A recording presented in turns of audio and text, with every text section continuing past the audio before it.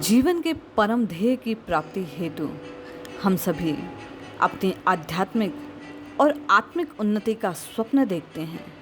ये कहानी हमारी आत्मा के उत्थान हेतु सहायक सिद्ध होगी।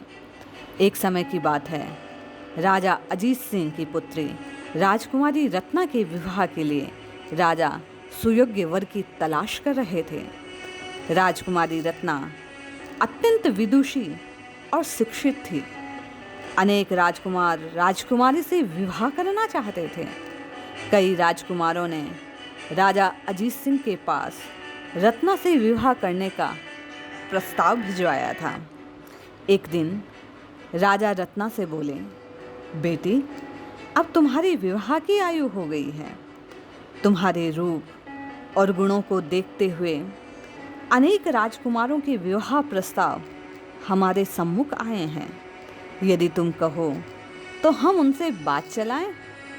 अजीत सिंह की बात सुनकर राजकुमारी रत्ना बोली, पिताजी, मैं चाहती हूँ मेरा विवाह एक नेक, ईमानदार और योग्य व्यक्ति से हो। फिर चाहे वह राजकुमार हो या नहीं, मुझे कोई फर्क नहीं पड़ता। यदि व्यक्ति साधारण किसान भी है किंतु योग्य है, बुद्धि और कौशल से अपने स्तर को उठा पाएगा, कोई भी व्यक्ति जो मेरे प्रश्नों का उत्तर दे पाए, मैं उसी से अपना विवाह करूंगी। राजा राजकुमारी से बोले, अगर तुम्हारे प्रश्नों का कोई उत्तर ना दे पाया तो क्या तुम कुंवारी रहोगी? रत्ना बोली, पिताजी, मेरे सवाल बहुत आसान हैं। जो भी व्यक्ति बुद्धिमान, नेक और ईमानदार होगा, वह अवश्य ही इन प्रश्नों के जवाब दे देगा। राजा अजीत सिंह ने सब ओर मुनादी करवा दी कि जो भी राजकुमार से लेकर साधारण पुरुष राजकुमारी के स्वयंवर में शामिल होना चाहते हैं, उनको रानी के राजकुमारी के 3 प्रश्नों के उत्तर देने होंगे। राजकुमारी जिसके उत्तर से संतुष्ट होगी, उसी से विवाह करेगी। ये घोषणा सुनकर विवाह योग्य नवयुवक और राजकुमार राजमहल में एकत्रित हो गए। राजकुमारी रत्ना वहां आई और नमस्कार कर बोली, मेरे 3 प्रश्न हैं, बड़े ही सरल हैं। आप में से प्रत्येक को सोच समझकर जवाब देना होगा, मगर हाँ, जवाब देने का साहस वही करे जिसे लगे कि उसका जवाब सही है। अन्यथा गलत जवाब पर उम्मीदवार को 100 कोड़ों की सजा दी जाएगी। मेरे 3 प्रश्न इस प्रकार हैं। ऐसा कहकर राजकुमारी ने प्रश्न पूछना आरंभ किया। वह बोली, दरिद्र कौन है, धनी कौन है और कौन जीवित रहते हुए भी मृत है? राजकुमारी के प्रश्न सुनकर और सजा की बात पर अनेक उम्मीदवार वहां से लौट गए। किसी को उन सवालों का सही उत्तर पता नहीं था। अब केवल 3 उम्मीदवार वहां रहे। उन तीनों उम्मीदवारों में से 2 राजकुमार थे। दोनों राजकुमारों को लगता था कि उन्हें उत्तर पता है, किंतु फिर भी वे सजा के डर से बोल नहीं पा रहे थे।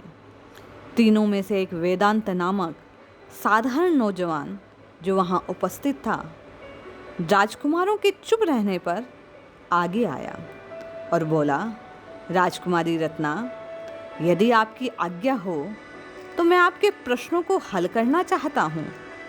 साधारण से नौजवान को देखकर किसी को भी उम्मीद ना थी कि वह सही जवाब दे पाएगा।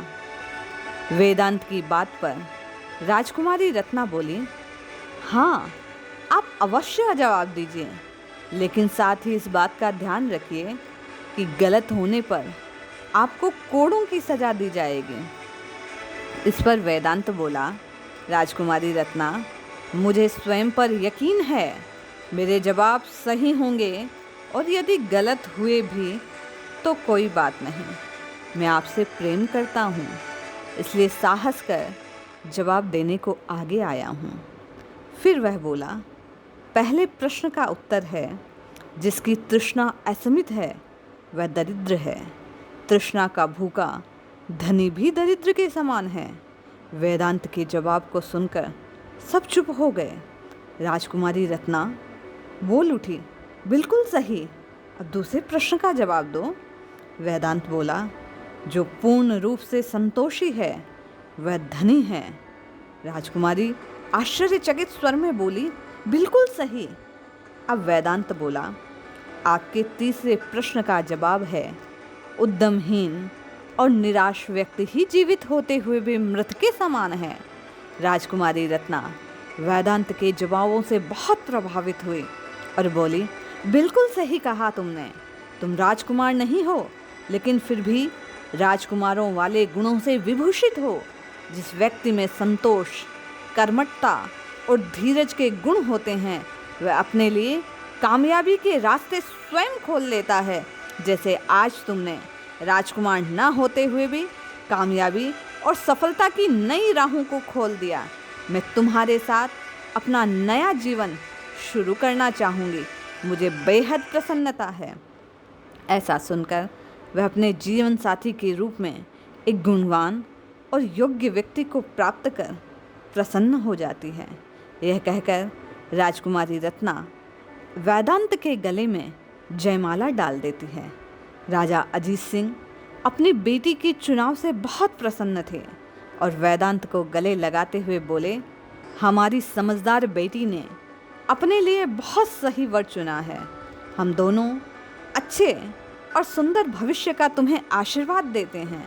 इसके बाद राजकुमारी राजा वेदांत के साथ एक नए सफ़र की शुरुआत के लिए चल देते हैं। यही बातें अर्थात तृष्णा का त्याग, संतोष का धनी होना और स्वयं को उद्यमहीन और निराशा के गर्त से निकालना व्यक्ति के आध्यात्मिक, आत्मिक और सांसारिक विकास के लिए बेहद आवश्यक है।